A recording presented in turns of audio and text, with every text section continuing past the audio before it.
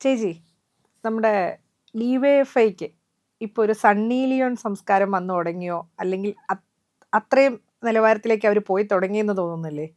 കാരണം ഇന്നലെ ഡിവൈഎഫ്ഐയുടെ സംസ്ഥാന സമ്മേളനത്തിൽ അതിന്റെ ബാക്കി ഇനി ചേച്ചി പറയണായിരിക്കും കുറച്ചുകൂടി നല്ലതെന്ന് എനിക്ക് തോന്നുന്നു. 19 തീയതി മുതൽ 22 വരെയാണ് സാംസ്കാരിക സമ്മേളനം തന്നെ പറയണം.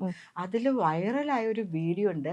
ഒരു ചെറിയ ടോപ്പും ബോട്ടം, അത് അത്രേ എൻ്റെ സംസ്കാരം സമ്മതിക്കുന്നുള്ളൂ പറയാനായിട്ട്. വീഡിയോ പറ്റുകയാണെങ്കിൽ ഒന്ന് കാണിച്ചോളൂ കേട്ടോ. ഒരു അർത്ഥതജ്ഞയായ സ്ത്രീ, അർത്ഥം കൂടി ഇല്ല, നഗ്നാന്ന് തന്നെ പറയാം.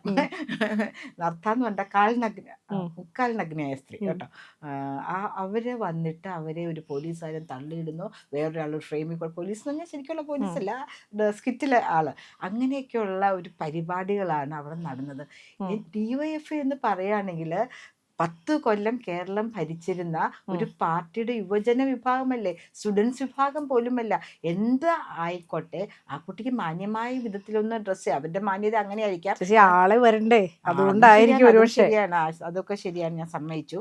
പക്ഷേ ഒരിക്കലും നമുക്ക് കേരളത്തിൻ്റെ സംസ്കാരത്തിന് അനുവദിക്കാൻ പറ്റാത്ത അല്ലെങ്കിൽ അംഗീകരിക്കാൻ പറ്റാത്ത വിധത്തിലുള്ള ഒരു വേഷം കെട്ടായിപ്പോയി എന്ന് തന്നെ പറയേണ്ടി വരും. ശരിക്കും പറഞ്ഞാൽ മുണ്ട് മുറുക്കി കുത്തിയവരുടെ പാർട്ടി എന്ന് പറഞ്ഞിട്ട് ഇപ്പൊ മുണ്ടഴിക്കുന്ന ഒരവസ്ഥയിലേക്ക് പോയിക്കൊണ്ടിരിക്കുകയല്ലേ. മാത്രമല്ല, ചായയില് പാലൊഴിക്കാൻ കാശില്ലാഞ്ഞിട്ട് കട്ടൻ ചായയും പരിപ്പുവടയും കഴിച്ച് നടന്ന് പാർട്ടി വളർത്തിയ ആളുകളുടെ സംസ്കാരത്തിൽ നിന്ന്, അത് വേണമെങ്കിൽ പറയാം, മുണ്ടുടുക്കാനായിട്ട് പൈസ ഇല്ലാത്തതിന് കുഞ്ഞു ഡ്രസ്സായി പോയി എന്ന് വേണമെങ്കിൽ പറയാമല്ലോ.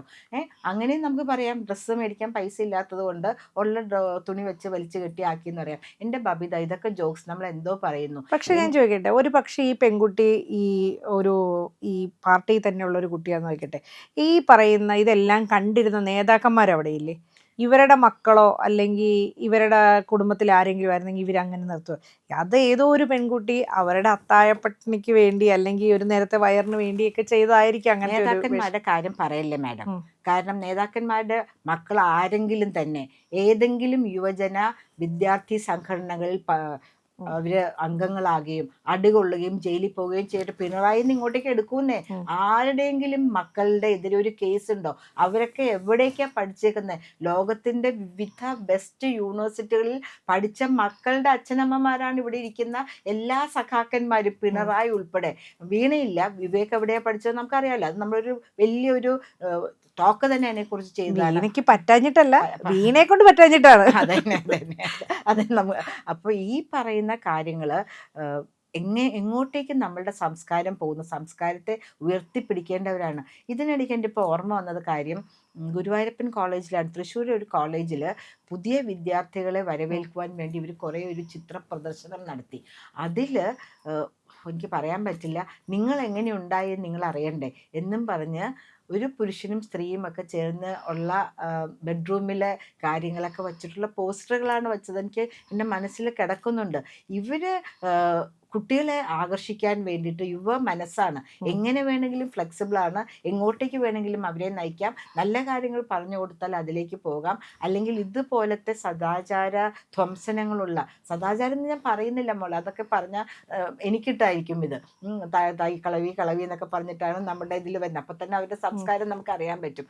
പക്ഷേ എല്ലാത്തിനും ഒരു വ്യൂവേഴ്സിന് ഈ പറയുന്ന കഥ എന്ത് ഡ്രസ് ഇട്ടാലും കാണിക്കാവുന്ന കഥ തന്നെയാണ്. അതിനിങ്ങനെ മുക്കാൽ നഗ്നയായി നിൽക്കേണ്ട ആവശ്യമില്ല. ഡിവൈഎഫ്ഐയുടെ ഒരു ഇപ്പോഴത്തെ ചുമതലയിൽ ഇരിക്കുന്നത് തന്നെ ഒരു വനിതയല്ലേ? അല്ല, വരാൻ പോകുന്നത് ചിന്താ ജെറോമാണ് എന്ന് പറയുന്നു. ചിന്താ ജെറോമാണ് വരുന്നെങ്കിൽ വനിതകളും ഉള്ളൊരു സദസ്സിൽ തന്നെയാണല്ലോ ഇത് നടത്തിയത്. അവിടെ ഇരിക്കുന്ന ഏതെങ്കിലും പെൺകുട്ടി എഴുന്നേറ്റ് നിന്ന് ഉറച്ച ശബ്ദത്തിൽ ഇങ്ങനെയുള്ള വേഷാഭാസം ഇട്ടുള്ള വനിതകളെ, കാരണം സ്വതന്ത്രമായിട്ട് പ്രവർത്തിക്കാൻ, എന്തായാലും സംസാരിക്കാൻ കഴിയുന്ന ഒരു സംഘടനയാണ് ഡിവൈഎഫ്ഐ എന്ന് പറയുന്നത്. ആണോ? അങ്ങനെയാണ് പറയുന്നത് പൊതുവെ. എന്നോട് പല ഡിവൈഎഫ്ഐയുടെ നേതാക്കന്മാരും സംസാരിച്ചിട്ടുള്ളതാണ്. പ്രതിനിധികൾ 700-ഓളം പേരുണ്ട് കേരളത്തിൽ നിന്നും ലക്ഷദ്വീപിൽ നിന്നാണ് നമ്മൾ മനസ്സിലാക്കാൻ പോകുന്നത്. അപ്പോൾ അതിൽ നിന്ന് ഒരു പെൺകുട്ടി, എന്തിന് പെൺകുട്ടിയിലെ പെണ്ണ, ഒരു ആൺകുട്ടിക്ക് എഴുന്നേറ്റെന്ന് പറയാൻ പറ്റില്ല. എൻ്റെ സഹോദരിമാരാണ് ഇവിടെ ഇരിക്കുന്നത്, ഞങ്ങൾ സഹോദരന്മാരുടെ മുമ്പിൽ ഇങ്ങനെ സഹോദരികളെ വിവസ്ത്രയാക്കുന്ന അല്ലെങ്കിൽ വിവസ്ത്രയായ ഒരു സഹോദരിയെ ഇവിടെ അവതരിപ്പിക്കാൻ പറ്റില്ല എന്ന് ആ പുരുഷ കേസരികൾക്ക് ആർക്കെങ്കിലും ഒരാൾക്ക്. നമ്മളിപ്പോൾ ഈ കാണുന്ന ഇന്നലെയൊക്കെ ആയിട്ട് പുറത്തു വരുന്ന വാർത്തകൾ വെച്ചിട്ടാണെങ്കിൽ ഈ ആളെ കൂട്ടാനായിട്ട് ഇങ്ങനെയൊരു ചിത്രീകരണം വേണം. അതൊന്ന്. ഇത് കഴിച്ചിട്ട് ഇത് കാണാനിരിക്കുന്ന ആളുകളുടെ മൈൻഡ് നമുക്കറിയാലോ. കാരണം പൊതിച്ചോറിന്റെ കൂടെ ഇതും കൊടുത്തിട്ട് നിൽക്കുന്ന ആളുകളൊക്കെ ആയിരിക്കും. ഒരു കയ്യിൽ ആ ഒരു കൈ പൊതിച്ചോറും മറ്റേ പൊതിച്ചിട്ട് കയ്യിൽ MDMA യുമായിട്ട് നടക്കുന്ന ആളുകളാണ് ആ. ഡിവൈഎഫ്ഐയുടെ നേതാക്കന്മാരെന്ന് ഇപ്പോൾ ദിവസം അപ്പൊ പ്രതി പഴയ ദിവസം കണക്കിന് നേതാക്കന്മാരുടെ ഇടുക്കി ഗോൾഡും ആയിരിക്കും. അപ്പൊ ഇടുക്കി ഗോൾഡ് ആ പുതിയ ഒരു നേതാക്കന്മാരുടെ കയ്യില് പക്ഷെ അത് MDMA. വളരെ DYFI എന്ന് പറയുന്ന ഒരു പ്രസ്ഥാനത്തിന് ഒരിക്കലും അംഗീകരിക്കാൻ പറ്റാത്ത ഒരു അവർക്ക് രീതിയായിരുന്നു. അംഗീകരിക്കാൻ പറ്റുമായിരിക്കും. പക്ഷേ നാട്ടുകാരിൽ പ്രതീക്ഷിക്കുന്നുണ്ട്. ഡിവൈഎഫ്ഐ എന്ന് പറയുകയാണെങ്കിൽ നാളെ ഡിവൈഎഫ്ഐയുടെ MLA-മാരൊക്കെ ഡിവൈഎഫ്ഐയിൽ പ്രവർത്തിക്കുന്ന പലവരും MLA-മാരായിട്ട് ഇരിക്കുന്നുണ്ട്. ആ സാഹചര്യത്തിൽ നാട്ടുകാർ പ്രതീക്ഷിക്കുന്നില്ല ഞങ്ങളെ നാളെ നയിക്കേണ്ടവർ, പിണറായിയുടെ കാലഘട്ടം കഴിഞ്ഞു പോകുമ്പോൾ ഞങ്ങളെ നയിക്കേണ്ട മന്ത്രിമാരും MLA-മാരും ഒക്കെ ഇതുപോലത്തെ പ്രവർത്തികൾ നടത്തുന്നവരാണ്. അല്ലെങ്കിൽ അത് ഇടുക്കി ഗോൾഡിന്റെ കാര്യം, അല്ലെങ്കിൽ ഇങ്ങനെയുള്ള എന്താണ് അവരുടെ ഡാൻസ് പരിപാടികളൊക്കെ കണ്ട് ആഹ്ലാദിച്ചിരുന്നിരുന്ന ആൾക്കാരാണ് എന്ന് അവർക്ക് തോന്നരുത്. ഇതൊക്കെ വീഡിയോ കിടക്കില്ല. ഇനി ഇവര് വലിയ വലിയ നിലകളിലേക്ക് പോകുമ്പോഴായിരിക്കും ഈ വീഡിയോകളൊക്കെ പുറത്തേക്ക് വരുന്നത്. അപ്പോഴായിരിക്കും അവർ അതിന്റെ ആ സീരിയസ്നെസ് മനസ്സിലാക്കുന്നത്. ഇപ്പൊ ഇതാരോ കാണിച്ചു ഒരാൾ എഴുന്നേറ്റെന്ന് പറഞ്ഞാൽ മതിയല്ലോ. ഇപ്പൊ തന്നെ പറയുന്നു എന്തായാലും ഈ 3 പേരെയാണ് അവര് കൺസിഡർ ചെയ്യുന്നത്. അതില് എന്താണ് ചിന്തയ്ക്കാണ് മുൻകരും. വിജിൻ എന്ന് പറയുന്ന അദ്ദേഹം MLA കൂടിയാണ് ഇപ്പോ. പിന്നെ രാഹുൽ, അതിൽ ചിന്തയ്ക്കാണ് ആദ്യത്തെ വനിതാ DYFI പ്രസിഡന്റ്. ചിന്തയെ കുറിച്ച് പറയുകയാണെങ്കിൽ നമ്മളൊന്ന് ചിന്തിച്ച് കണ്ട കാര്യമുണ്ട് കേട്ടോ. ഇംഗ്ലീഷ് ലിറ്ററേച്ചറിലാണ് അവര് എടുത്തിരിക്കുന്നത്, PhD എടുത്തിരിക്കുന്നത്. PhD എടുത്തിരിക്കുന്ന വിഷയമാണെങ്കിൽ വളരെ രസകരമായൊരു വിഷയമാണ് കേട്ടോ. ആർക്കും PhD കിട്ടാവുന്ന ഒരു വിഷയമാണ് അത് എടുത്തിരിക്കുന്നത്. എന്താണ് കേരള യൂണിവേഴ്സിറ്റിയിൽ നിന്ന് ഇംഗ്ലീഷ് ലിറ്ററേച്ചറിൽ എടുത്തു. പക്ഷെ the ideological foundation of Malayalam commercial cinema in neo liberal times എന്നാണ് ഇട്ടേക്കണേ. അതായത് മലയാളം കമേഴ്ഷ്യൽ സിനിമയും നിയോ ലിബറൽ ടൈംസിന്റെയാണ് നടത്തിയത് ഇന്നലെ. ലിബറൽ ടൈംസിനെ കുറിച്ചുള്ള ലിബറൽ ആയിട്ടുള്ള കാലഘട്ടത്തിൽ എങ്ങനെയാണ് എനിക്കത് ഇന്നലെ കണ്ടപ്പോ ഉണ്ടല്ലോ ഭയങ്കര ഒരു ബുദ്ധിമുട്ട്. കാരണം DYFI പോലുള്ള ഒരു പ്രസ്ഥാനത്തിന് ഇങ്ങനെയൊക്കെ ഒരു ഗതി വന്നല്ലോ. അപ്പൊ ഞാനിങ്ങനെ ആലോചിച്ചു, ശരി കോടിയേരി നേരത്തെ മരിച്ചത് നന്നായി തോന്നുന്നു. അദ്ദേഹം ഉണ്ടായിരുന്നെങ്കിലല്ല ഇതൊക്കെ കണ്ടിരുന്നെങ്കിൽ. സ്ട്രിക്റ്റ് ആയിട്ടുള്ള ഒരു സെക്രട്ടറി തന്നെയായിരുന്നു. അദ്ദേഹത്തെ കുറിച്ച് പറയുകയാണെങ്കിൽ ഇപ്പൊ ഗോവിന്ദ മാസ്റ്റർ വന്നതിന് ശേഷമാണ് നമുക്ക് തോന്നുന്നത് കോടിയേരി എന്ത് സൂപ്പർ ആയിരുന്നു എന്ന് നമുക്ക് തോന്നിപ്പോകുന്നത്. ഈ ചിന്തയുടെ കാര്യം പറയുകയാണെങ്കിൽ ചിന്ത യുവജന കമ്മീഷൻ ചെയർപേഴ്സൺ ആയിരുന്നു. ലക്ഷക്കണക്കിന് രൂപ പ്രതിമാസം ശമ്പളമായിട്ട് വാങ്ങിച്ചുകൊണ്ടിരിക്കുന്ന സാഹചര്യത്തിലാണ് ഇവരൊക്കെ പോയിട്ട് ഒരു PhD എടുക്കും. കാരണം അത് കഴിഞ്ഞ ഉടനെ അസിസ്റ്റന്റ് പ്രൊഫസറാണ്.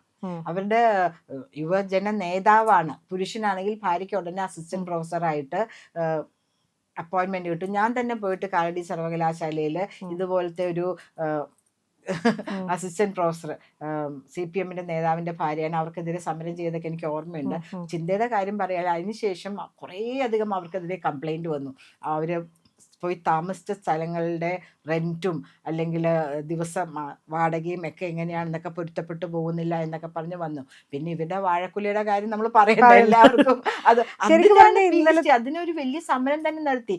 ഈ തീസിസ് രണ്ടാമത് റീവാലുവേറ്റ് ചെയ്യണമെന്നും പറഞ്ഞിട്ട് അവര് സമരം നടത്തി. ഇപ്പോഴിത് കേൾക്കുന്നു ആര്യക്കുഞ്ഞിനാവണമെന്ന്.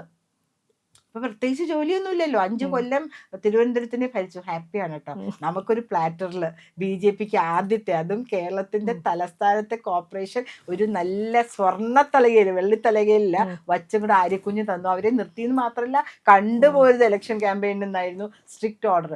ഇപ്പൊ പറയണേ എനിക്ക് പോകണം, ഞാനായാലും എന്താ കുഴപ്പം, ഞാൻ മേയറായിരുന്നില്ലേ, ഞാൻ ഏറ്റവും ചെറുപ്പം മേയറായിരുന്നില്ലേ കേരളത്തിൽ, ഇന്ത്യയിലാവുന്നൊക്കെ വിചാരിച്ചു. പക്ഷെ അതിനു മുമ്പ് ഗുജറാത്തിൽ ഇതിനേക്കാട്ടിലും പ്രായം കുറഞ്ഞൊരു യുവതി ആയിട്ടുണ്ട്. അപ്പൊ അതുകൊണ്ട് ആ അവാർഡ് കിട്ടിയില്ല. പക്ഷേ DYFI-യും SFI-യും കാണിക്കുന്ന ഈ പേക്കൂത്തുകൾ എന്ന് തന്നെ പറയണം, അത് കണ്ടുകൊണ്ടിരിക്കാനായിട്ട് കേരള മനസാക്ഷിക്ക് കഴിയുകയില്ല.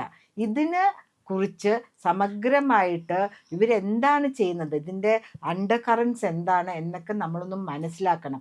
നമ്മളുടെ കുട്ടികൾ ഇവരെങ്ങോട്ടേക്ക് പോകുന്നു എന്ന് നമുക്ക് അറിയണ്ടേ. നമ്മളുടെ കുട്ടികളും DYFI-യിലും SFI-യിലും ഒക്കെ ഉണ്ട്. ഇപ്പോൾ കോക്രോച്ച് ജനതാ പാർട്ടി ഡൽഹിയിൽ നടത്തിയ സമരത്തിന് സ്വന്തം മകനെ രക്തഹാരം അണിയിച്ചൊക്കെ കോട്ടയം റെയിൽവേ സ്റ്റേഷനിൽ നിന്ന് അമ്മ കയറ്റിവിട്ട ചിത്രമൊക്കെ കണ്ടു. പക്ഷെ അദ്ദേഹം അവിടെ എത്തുന്നതിന് മുമ്പ് തന്നെ കോക്രോച്ച് ലാൽ സലാം പറഞ്ഞ് പോവുകയും ചെയ്തു. പിന്നെ ഐഷി ഘോഷിനെ കുറേ പൊക്കിക്കൊണ്ട് നടക്കുന്നത് ആരും കേട്ടിട്ടില്ല കണ്ടിട്ടില്ല. പോലീസ് അറസ്റ്റ് ചെയ്യാൻ വന്നപ്പോൾ കയറി ഒളിച്ചിരുന്നതാ. ഐഷി ഘോഷ് പറയാം, എന്നെ തൂക്കിക്കൊല്ലാൻ വിധിച്ചാൽ പോലും എനിക്കൊരു പേടിയില്ല. ആര് തൂക്കിക്കൊല്ലാൻ വിധിച്ചു?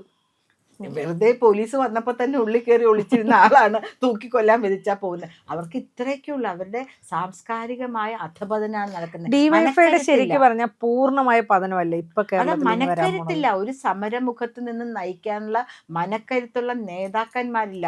അതുകൊണ്ട് തന്നെയാണ് ഈ സാംസ്കാരികമായ വൃത്തികെട്ട മോശമായ ചിത്രീകരണങ്ങളിൽ കൂടെ ആളുകളെ കൂട്ടാൻ, ആ കസേര നിറയ്ക്കാൻ വേണ്ടി. ഇപ്പം നമ്മൾ ആഗോള അയ്യപ്പ സംഗമത്തിന് ആൾക്കാരെ ഒന്നും കിട്ടിയില്ല. അപ്പോൾ ആൾക്കാരെ കൂട്ടാൻ വേണ്ടിയിട്ട് അവർ തൊഴിലുറപ്പ് തൊഴിലാളികളെയും അതുപോലെ തന്നെ ദേവസ്വം ബോർഡിൻ്റെ തൊഴിലാളികളെയൊക്കെ കൊണ്ടിരുത്തി. അപ്പോൾ 660ഓളം കസേരകൾ നിറയ്ക്കണ്ടേ? അവർ പുറത്തേക്ക് ഇറങ്ങി പോകാണ്ടിരിക്കാൻ വേണ്ടി ഇങ്ങനത്തെയൊക്കെ കലാപ പരിപാടികളെന്നും പറയാം കേട്ടോ. അങ്ങനെയൊക്കെ ഉണ്ടെന്ന് പറഞ്ഞാൽ ആ കസേരയുള്ള ആളുകൾ നിറഞ്ഞിരിക്കുമല്ലോ. അപ്പം ഇത് അതിന് വേണ്ടിയിട്ടാണ് ഇതുപോലത്തെയുള്ള കാര്യങ്ങൾ നടത്തുന്നത്. നമ്മളുടെ മഹാരാജാസ് കോളേജിലെ അഭിമന്യു അറിയാലോ എല്ലാവർക്കും, മരിച്ചിട്ട് അദ്ദേഹത്തിൻ്റെ ആണ്ടാഘോഷിക്കും. ഒന്ന് പോയി കാണണം കേട്ടോ. കണ്ടിട്ടുണ്ടോ? അതൊന്ന് ഗൂഗിളിൽ സെർച്ച് ചെയ്താൽ കാണും ഇതുപോലത്തേക്ക് ഉള്ള പരിപാടി. പക്ഷെ അവർ ആക്ഷനിലൊക്കെ ഒരു വൾഗാരിറ്റി ഉണ്ട്.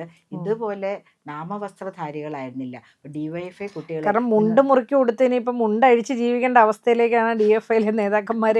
മുണ്ടഴിച്ച് കാണിച്ചാലെങ്കിലും ഞങ്ങളുടെ അടുത്തേക്ക് വരൂ എന്ന് പറയുന്ന രീതിയിലാണ് ഡിഎഫ്ഐയുടെ സംസ്ഥാന പരിപാടി ഇപ്രാവശ്യം. പക്ഷെ മുണ്ടഴിച്ച് നടന്നതുകൊണ്ട് ആളുകൾ ജസ്റ്റ് അത് കാണാനിരിക്കുന്നല്ലാണ്ട് അതിലേക്ക് വോട്ട് കുത്തുമോ എന്ന് നമുക്കറിയില്ല.